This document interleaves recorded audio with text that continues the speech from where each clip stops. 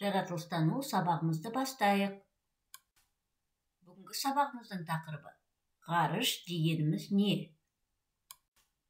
Бұл сабақта сен ғарыш дегеніміздің не екенін түсінесің, астрономияның нені зерттейтінін білетін боласың. Балалар, күндіз біз аспанға қарасақ, күн мен ақша бұлттарды көреміз.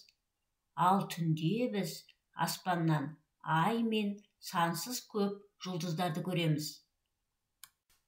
Ғарыш бұл шексіз кеңістік. Онда ғаламшарлар, жұлдыздар және басқа да ғарыш денелері бар. Ғарыш денелеріне ғаламшарлар, жұлдыздар, жер серіктері, астероидтар, кометалар жатады. Ал енді осы аспан денелерін, олардың құрылысын, қозғалысын зерттейтін ғылымды астрономия дейді. Астрономия сөзі гректің астрон жұлдыз, номос заң деген екі сөзінен шыққан. Ол жұлдыздар заңы деп аударылады.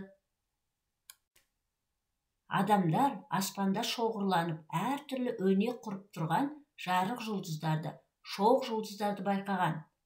Содан кейін оларға атау берген.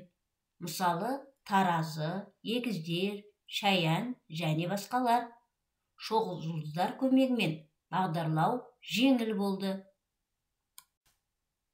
Аспанда 12 шоқ жұлдыз бар екен. Бұл 12 айды бейнелейді. Ерте заманда адамдар жұлдызды аспанды бақылаған.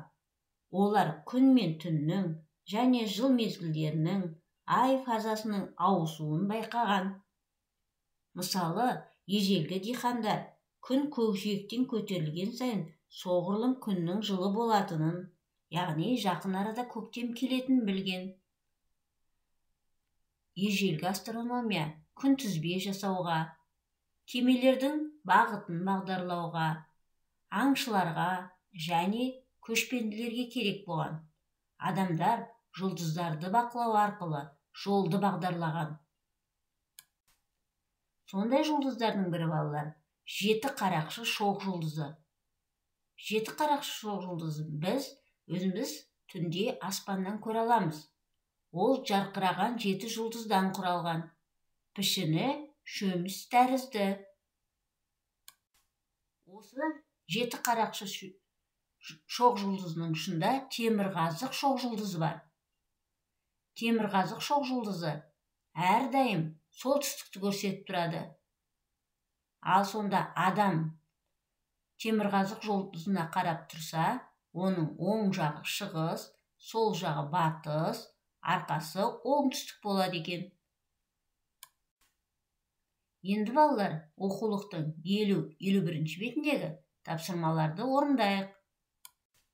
Жұмыс дәптерінің 33-34 беттендегі тапсырмаларды өз бетіңше орында. Іске сәт!